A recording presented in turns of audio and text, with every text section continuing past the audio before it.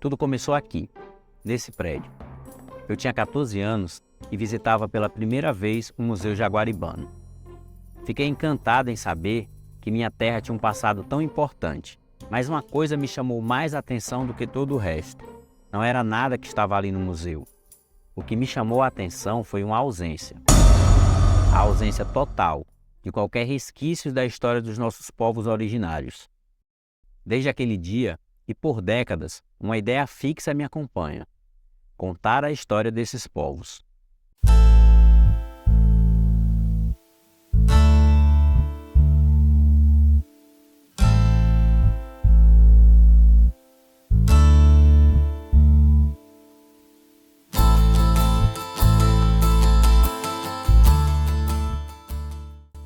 Logo no início da minha pesquisa, percebi que o que eu queria saber não estava escrito, pelo menos não em algum livro.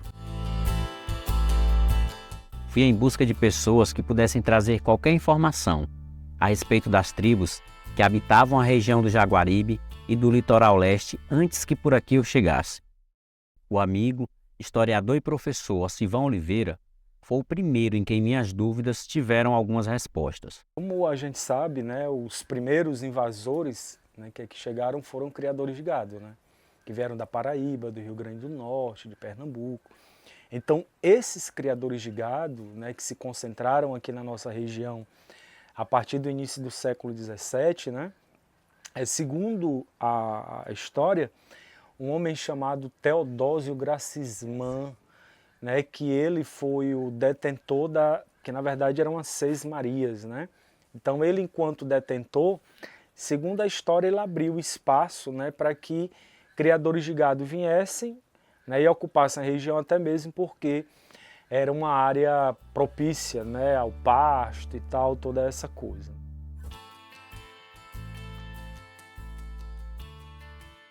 Essa história tradicional que foi escrita, a história dos verdadeiros povos, né, foram esquecidos, né, foi apagado da história.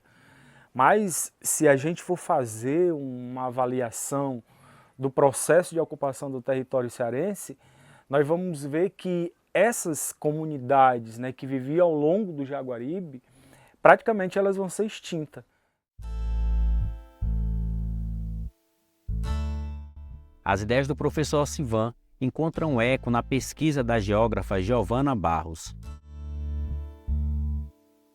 E aí, na preocupação de que as nossas marcas elas não desapareçam, eu tento fazer um resgate dos elementos que envolvem esse universo simbólico dos povos indígenas que viveram aqui nessa região. E aí, nesse movimento, eu encontro, né, algumas etnias que estavam aqui, como é o caso dos Potiguar e dos Jaguaribaras, que viviam nas regiões mais próximas do litoral, e também encontro aqueles que ocupavam o sertão jaguaribano, que eram os Paiacus, que eram os Janduim, os Genipapuaçu, os Canidé e muitos outros povos que não foram identificados porque uma das características, né, dessas populações era o comportamento seminômade. E como os homens que registraram essas populações eram os invasores, e esses povos eles possuíam espaços de circularidades muito extensos, eles acabavam não se encontrando.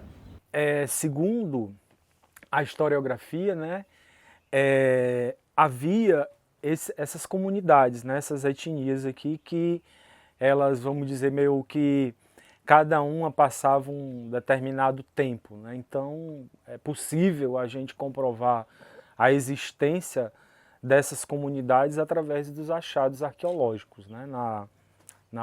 Nos 68 sítios arqueológicos que está do Cumbe e a Canoa Quebrada, né? Durante muitos anos, procurei resquícios materiais da presença dos nossos indígenas por essas terras. A primeira vez que eu tive a oportunidade de presenciar tais sinais foi em visita aos sambaquis que existem na comunidade do Cumbe. Sambaquis são pequenas montanhas de detritos depositados por milênios pelos indígenas. No caso dos nossos, são soterrados pelas dunas móveis. A ausência de sinais dos nossos povos originários se dá principalmente pela forma cruel com que os invasores dizimaram os nativos. No entanto, essa dominação não aconteceu sem que houvesse muita resistência. Nessa perspectiva da criação do gado aqui na nossa região, havia todo um processo de resistência dessas comunidades. E uma dessas formas de resistência era matar o gado, né? Então, como esses criadores de gado, eles não aceitavam, né, evidentemente, perder esse gado, foi-se necessário a montagem até mesmo de mini exércitos, né, para dizimar essa população. Inclusive, quando a gente faz uma análise histórica, a gente vai ver a Confederação dos Cariris, né, que, na verdade, a Confederação dos Cariris vão ser quando várias etnias se juntam para lutar contra o invasor, né, contra esse dito colonizador.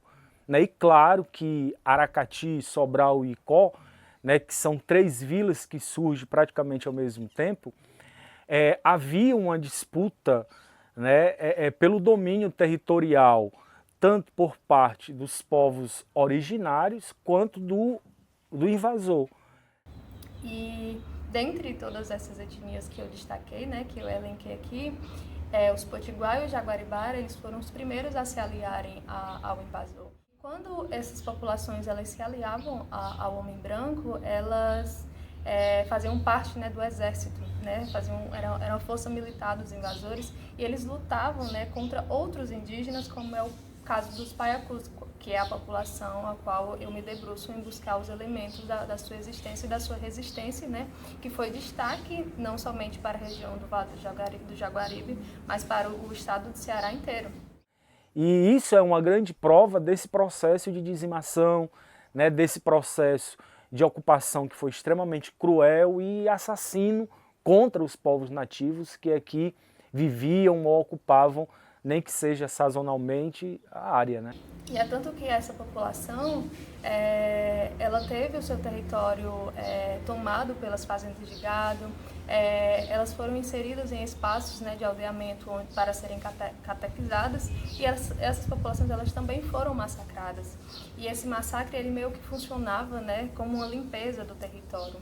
E esse povo ele desapareceu, a população, os Paiacus, eles desapareceram, assim como as outras populações também desapareceram porque foram expulsas dessa região ou então se misturaram com a sociedade que estava se erguendo, né, sob as dores desses povos nativos. E aí dentro desse sistema que se construía, esses povos indígenas, né, em especial os Paiacus, que é, como eu falei, é o que eu me dedico, eles precisaram reelaborar a sua resistência dentro desses espaços, e com isso eles perderam seus nomes, eles perderam seus territórios, eles perderam seu modo de vida e eles desapareceram, como eu falei. E diante de tudo isso, atualmente o Vale do Jaguaribe é uma das únicas regiões do Ceará que não possuem indígenas oficialmente registrados. Né? Cadê as nossas comunidades tradicionais, né, que a gente não encontra no mapa indígena do Ceará? E aí é onde vem a grande problemática, né? Porque a gente sabe que o povo nativo ele resistiu, mas claro que arma de fogo, pólvora contra flecha e tacape, quem vence é a pólvora, né? Então, infelizmente, esse invasor, ele é quem vai conseguir manter o domínio sobre o território, e a gente sabe que muitas comunidades foram dizimadas, né, inclusive os Paiacus, que acredita-se que foi uma das últimas comunidades que resistiu ao máximo. Né, então acredita-se que muitas dessas comunidades, né, que não quiseram mais resistir com medo, evidentemente, da morte, acabaram sendo incorporados, né, dentro dessa sociedade, né, que surge. Né? O apagamento da história indígena dessa região foi feito com tanto sucesso que ninguém, ou quase ninguém, se identifica como indígena. E quando alguém ousa fazer isso, pode até parecer estranho.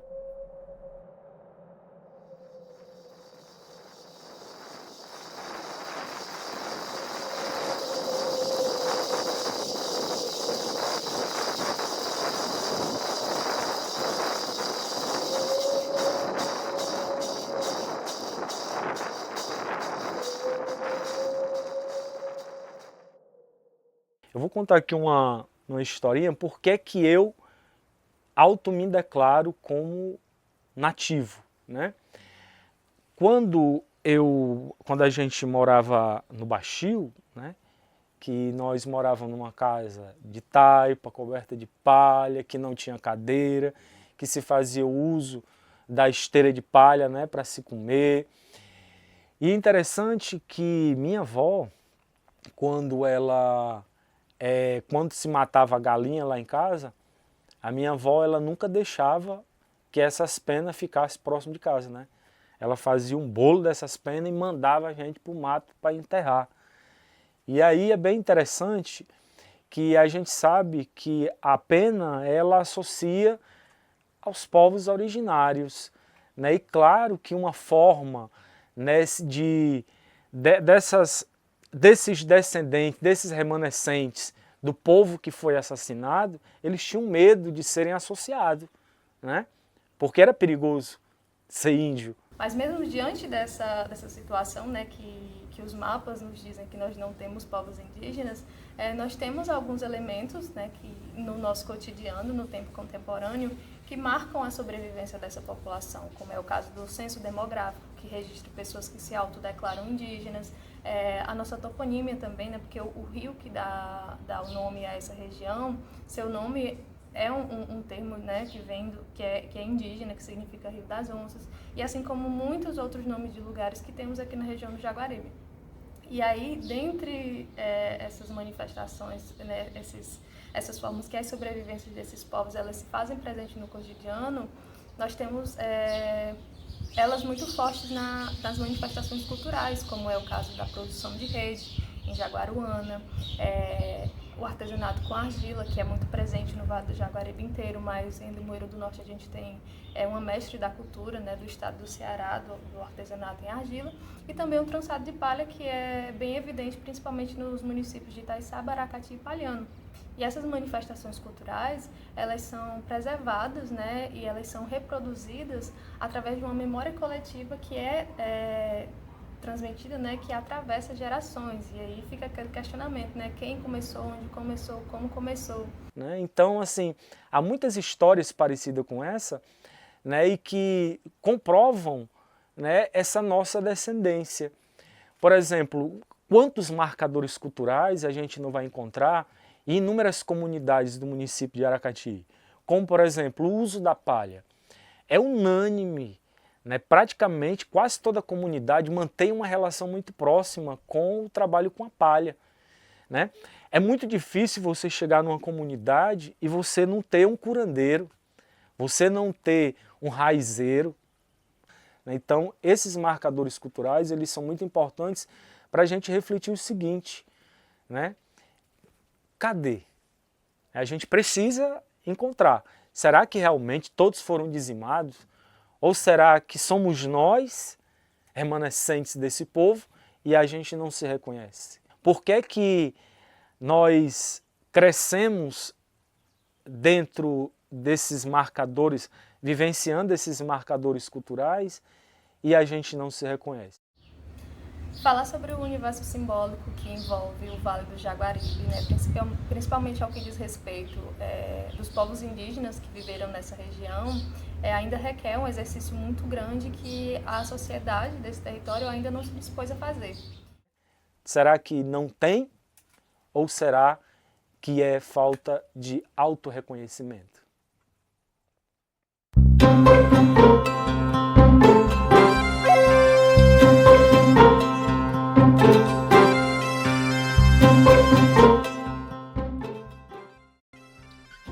Uma das coisas que aprendi nessa jornada foi de que eu preciso abrir mais a minha lente. Para compreender as raízes do meu povo, tenho que ampliar a minha noção de território para muito além do meu quintal.